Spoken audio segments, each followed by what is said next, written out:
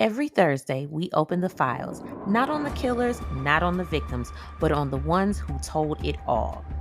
The scared, the slick, the straight up sloppy. From cold cases to courtroom confessions, if they snitched, we're spilling it. This is the Snitch Files, a weekly dive into true crime's biggest talkers, one name, one story, every Thursday. And if you know a snitch that deserves a moment, send them in. Any case, anytime. If they flipped, we're listening. Because loose lips make great content. Welcome to the Snitch Files, only on Melanin Mysteries.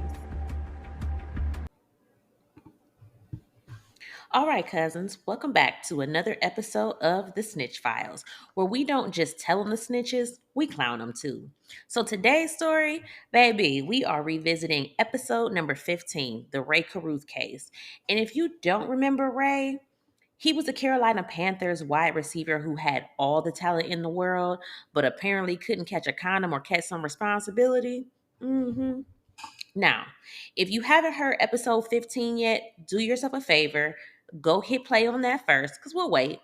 So, okay, now that you're back, let's get into the snitch who helped take down Rae, the one and only Brett Watkins Sr. Now, let me paint the picture for you.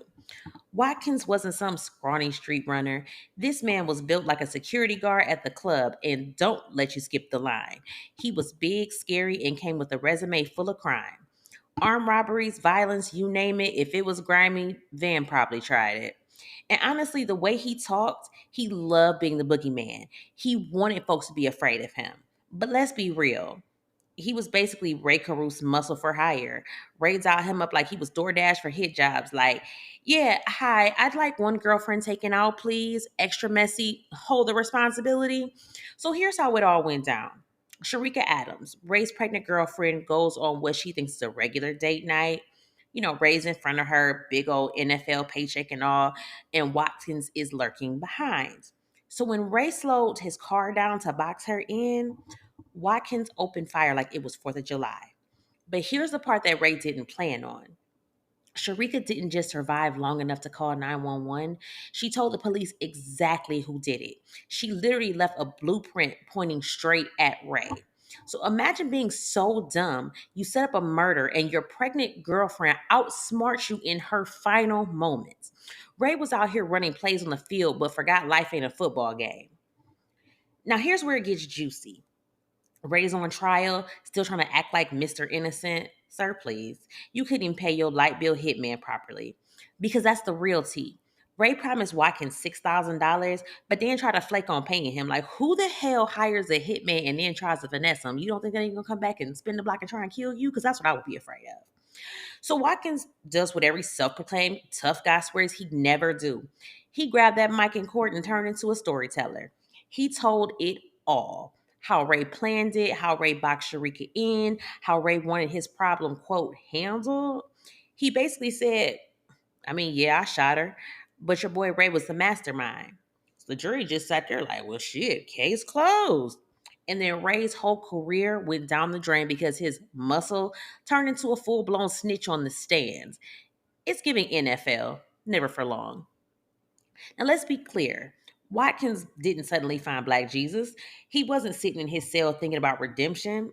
No, he was thinking, if I'm going down, you're coming with me. He knew he wasn't ever seeing freedom again.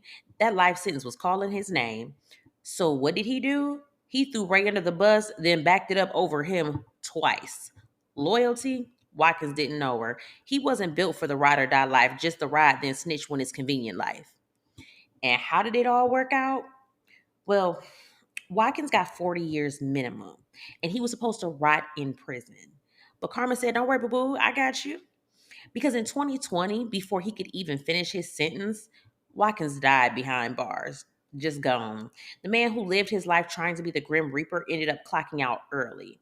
Honestly, it's kind of fitting.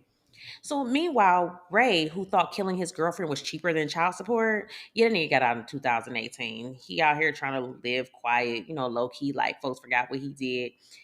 And he a deadbeat daddy on top of that. Sir, you're forever known as the NFL's deadbeat hit jobber. You couldn't even pay your killer in full, just broke and trifling.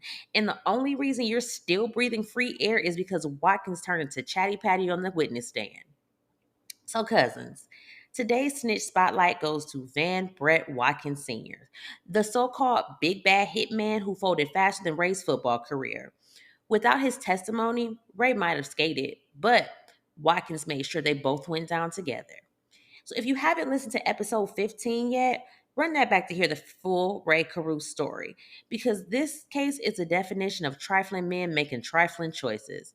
And remember, snitches might get stitches in the streets, but on the snitch file, baby, they get dragged, laughed at, and added to the hall of shame. See y'all next time.